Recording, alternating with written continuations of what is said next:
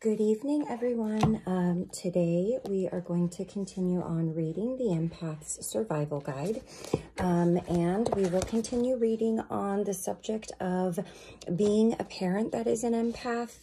Sorry, I just got back from a walk with my dog and I'm so warm. And also how to sort of support your child if they're an empath. Okay, so we're going to talk about how to support sensitive children. And the specific subject here is the magic and stress of pregnancy and infancy. And just to remind you that we did leave off with a self-assessment, is your child an empath? Talking about the new generation of children, which they call indigo children. And then special challenges for sensitive boys. So we left off there along with a couple of other things. So the magic and stress of pregnancy and infancy. What possible factors contribute to children becoming empaths? Some may begin as empaths in utero, able to intensely feel everything, both joyful and stressful. These children are born with high sensitivities, emerging from the womb extremely responsive to external stimuli, even more so than other infants. In these instances, it seems that the empath trait is passed on genetically. Sometimes, though, this temperament emerges as a result of early child rearing. Parental role modeling is important. Children learn from their parents' empath traits. Supporting an empath child begins in pregnancy. Everything that happens during this period affects the growing fetus. In fact, whether or not a child turns out to be an empath, it's well known that fetuses are sensitive to the emotional environment of their parents. It has been shown, for instance, that some fetuses enjoy Mozart but are agitated by rap music. Playing relaxing music during pregnancy can help calm you and your baby. A mother's stress level matters too. Research has shown that maternal stress hormones cross the placenta and circulate in the fetus, increasing a child's tendency to be highly strung. When a mother experiences ongoing conflict with her partner or others, the fetus gears itself up to deal with this kind of high-pressure environment and may then be predisposed to other stress-related symptoms after birth. The neurological wiring for sensitivity develops in the womb. It's important to surround a pregnant mother with as much serenity as possible. Then both mom and fetus will be bathed in endorphins, the body's bliss neurochemicals, and natural painkillers. Meditation, laughter, exercise, and being in nature all boost endorphin levels. I recommend that mothers use the following meditation daily during and after pregnancy to reap the serene spiritual, emotional, and physical benefits of endorphins. I had a very, very stressful pregnancy with my daughter. I was in a very narcissistic relationship, and my ex-husband's mother passed away in a car accident when I was about 5 months pregnant. And she's very empathic, my daughter, and very sensitive. And I know that I am empathic, but I didn't always know this of myself. So as I'm reading this, I'm wondering if she was always like that, or if the things that I and she kind of dealt with emotionally could definitely add to that. So that's interesting. And I feel so bad, but you know, I mean, I knew nothing of it at the time. I don't think that these things were very talked about. And if they were, certainly not out there for everybody to, you know, have access to that information. Okay. So protection strategy, a meditation for mothers, feeling the goddess within. Take 5 minutes to breathe slowly and deeply. Put your hand on your heart and flood yourself with love and appreciation for who you are as a mother. Experience the blessing, the gratitude, the warmth, and the connection of being a parent. Mothers are goddesses of creation. Maternal nurturing is an act of deep love. Feel the power of the mother goddess deep within you. She is the part of you that is connected to the earth and all the natural cycles in a profoundly mystical way. The mother goddess was worshipped by various cultures in ancient times.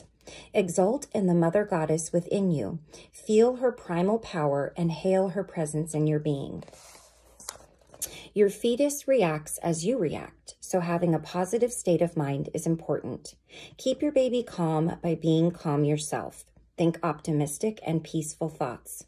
Also, move your body with mindfulness and ease. The gentle swaying your fetus experiences when you take a slow walk puts you both in a restful state. Also, after birth, rocking motions help your baby to sleep. Empath mothers must be kind to themselves during pregnancy, since feeling a new being inside can heighten their sensitivities. To attune your body, place your hand over your belly, lovingly stroke it, and send your child heart energy. Your partner can do this with you too. It's a way of energetically saying hi and establishing a sweet bond between parents and child.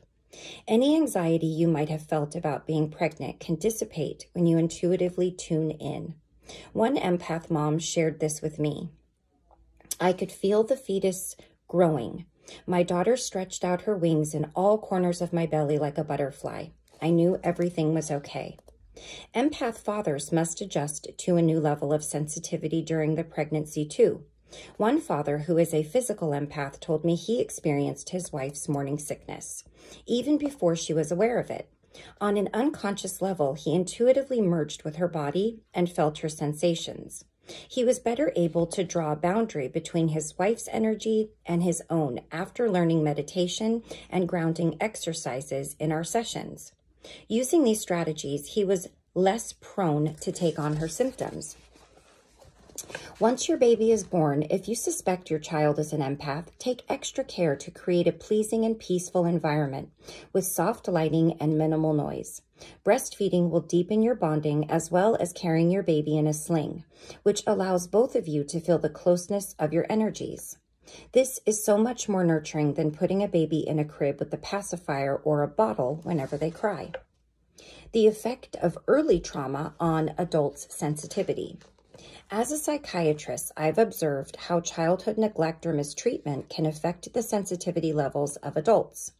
As I discussed in Chapter 1, a number of empaths I've worked with have experienced early childhood emotional or physical trauma, which wore down their defenses and made them more sensitive throughout their lives.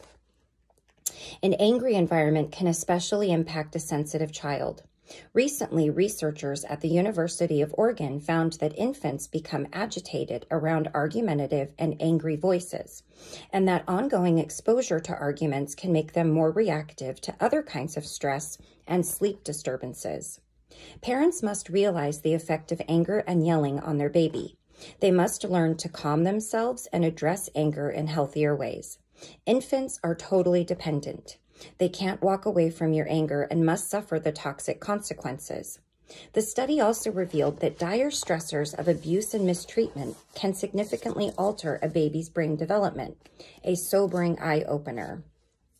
I will say, I don't put all responsibility on my thoughts where, if my daughter developed empathic tendencies because of her early environment and pregnancy, because, I am also responsible for how I handled things and my anger and my upset. So it's not to discount when I say the situations that I was in when I was pregnant. I am responsible for me. And I was younger back then, obviously, and had less experience and a different viewpoint on the world. So that never dawned on me, unfortunately. I recommend that all empaths who have experienced neglectful or abusive parenting can get help from a therapist or other qualified guide to heal these wounds. I also suggest repeating a variation of the Serenity Prayer, to release the past as well as any expectation that your parents will change.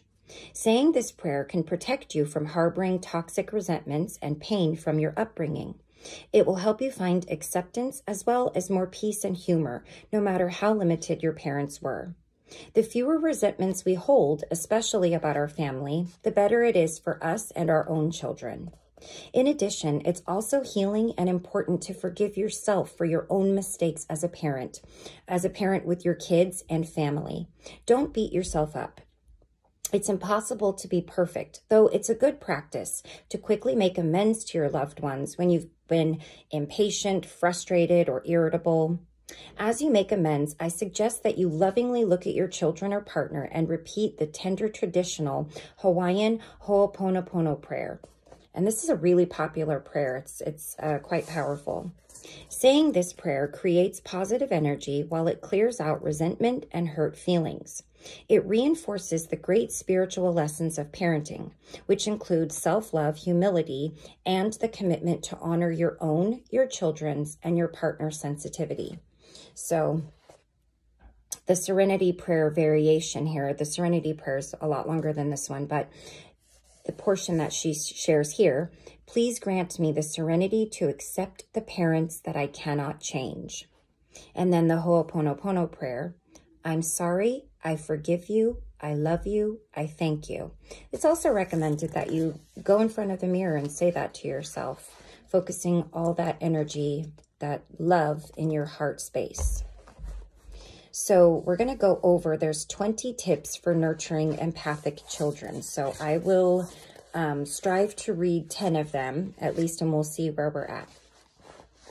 It's wonderful to support sensitive children and embrace their abilities. This will make all the difference in their feeling comfortable in their own skin now and as they mature into sensitive adults. The following strategies can help you and them. Number 1, encourage your child's sensitivities and intuition. Invite your child to speak openly about their abilities to you and to others who are supportive. Make it clear to them that not everyone is accepting of these gifts and identify people who might be safe. You can also share some of your empathic experiences, such as the tendency to take on others' emotions and stress. Although I wouldn't overshare painful details. The point is to be there for your child, not therapy for yourself. Teach your child to value their uniqueness and to trust their gut feelings and inner voice. Then they will see their gifts as natural. These conversations will help your child feel seen and better understand their own reactions. Number 2, honor your child's feelings. Listen carefully to what your child feels and respect their feelings. This may mean allowing them the occasional day off from school to wind down or letting them play alone more often. You don't want to indulge isolation, but you do want to support the needed time alone that is critical for an empath child's well-being. If your child needs to crawl under the dining room table or leave a large gathering, don't drag them back into the party. Don't shame them for wanting to escape. Just let them stay on the sidelines where they can observe and absorb without becoming overwhelmed. They are participating, but in their own way. You may be surprised at the insights they share after the crowd disperses. 3, educate family members and teachers about your empath child. Do not allow others to judge or criticize your child, such as telling them that they need to toughen up because they become easily hurt or upset. Family members and others may not mean to be disrespectful. They just need to understand more about your child's sensitive temperament. Because the school environment can be harsh and unsupportive of empaths, educate your child's teachers about their gifts and their tendency for sensory overload. Also, ask them to support your child if they are being bullied or teased at school. Number 4, trust your intuition. Keep tuning into your own intuition about what your child needs. Don't second guess your inner voice or let others talk you out of what it is telling you. Let your intuition guide you in raising your child. 5, help your child recognize when they've absorbed other people's emotions. Explain to your son or daughter that sensitive children can easily be affected by the emotions of the people around them, perhaps more so than other kids. You might tell them it's like being able to feel a rain cloud or sunshine above someone's head that nobody else can see or feel.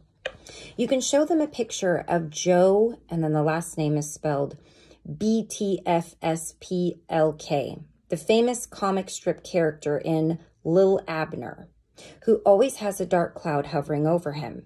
He means well, but brings misfortune to those around him. Empath children can sense the positive and negative vibes that people emit. So when you notice a sudden and unexplainable shift in your child's mood or energy level, tell them it's likely they're picking up another person's emotions. If the experience feels good, that's fine, of course. But if it's uncomfortable or tiring, support your child in getting some distance and talk to them about the experience. Once your child learns to distinguish which emotions are theirs and which belong to another, they will be less confused. Number 6, be an emotional stabilizer. Empath children tend to take on their parents' anxiety and want to make things better for them. Try to stay steady in your emotions and avoid expressing excessive anxiety around them. One mother told me, if I'm anxious, my sensitive son feels it, which destabilizes him and triggers tantrums. My goal is to stay centered. When I'm centered, it makes him feel secure.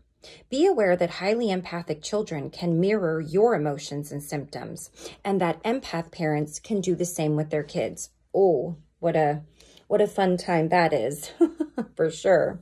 That's a good thing to remember, actually.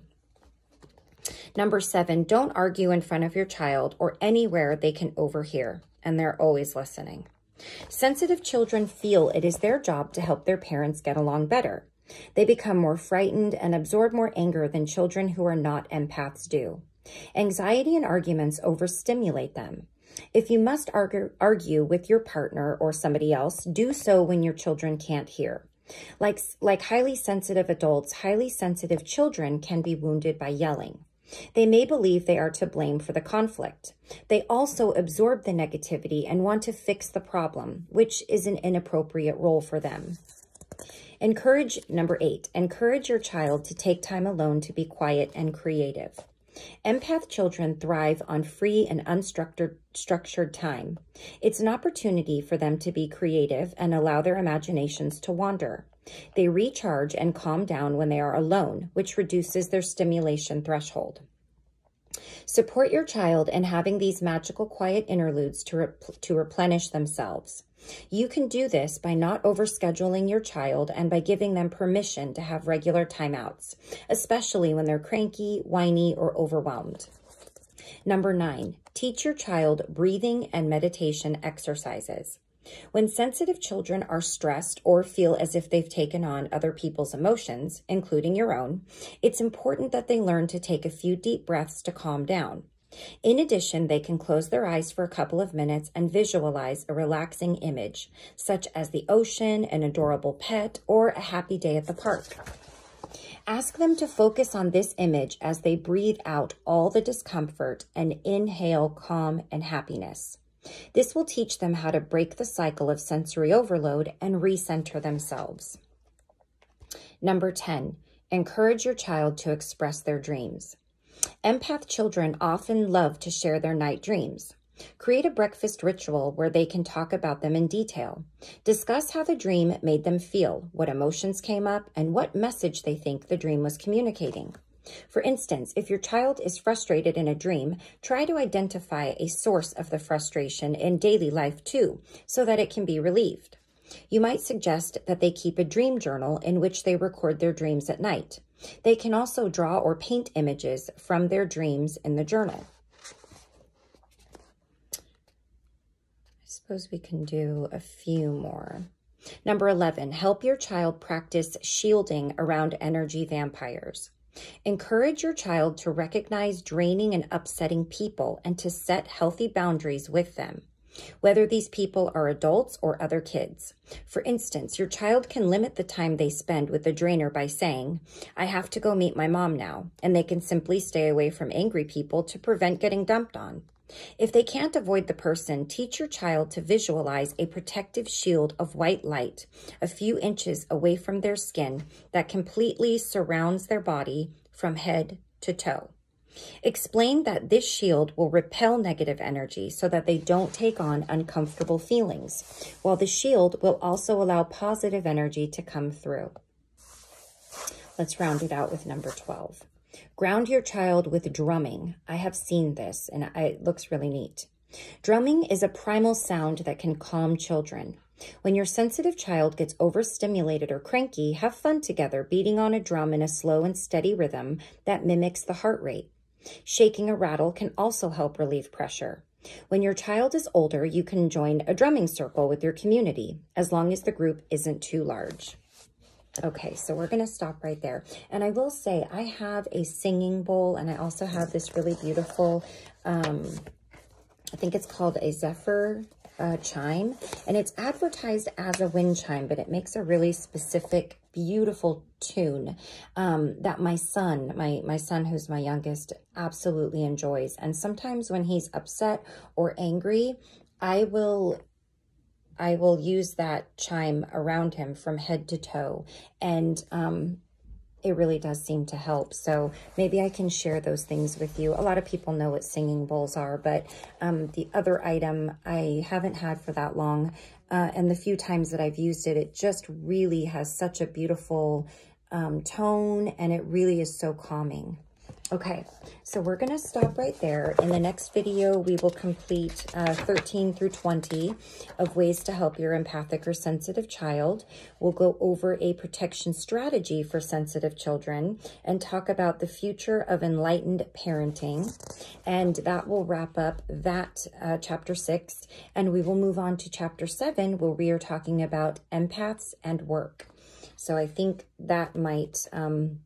I know not every single person can relate to the parenting aspect of this chapter, but if they have nieces or nephews, if they have, you know, really great friends that you think you may have an empath on your hands there with a friend's child, you never know how you can pass the information along or use it for yourself. But empaths at work, dating narcissists and energy vampires, there's certain things that I think can appeal to more people. So we will wrap that up next time and start chapter 7 in our next video. And until I see you again, if you like these videos, please like, subscribe, comment. I would love any and all of those things. I really enjoy doing this and helping to educate and enlighten whoever I can. And I appreciate the author for doing this as well, because it's been very helpful for me too. So until I see you guys again, take care. Bye-bye.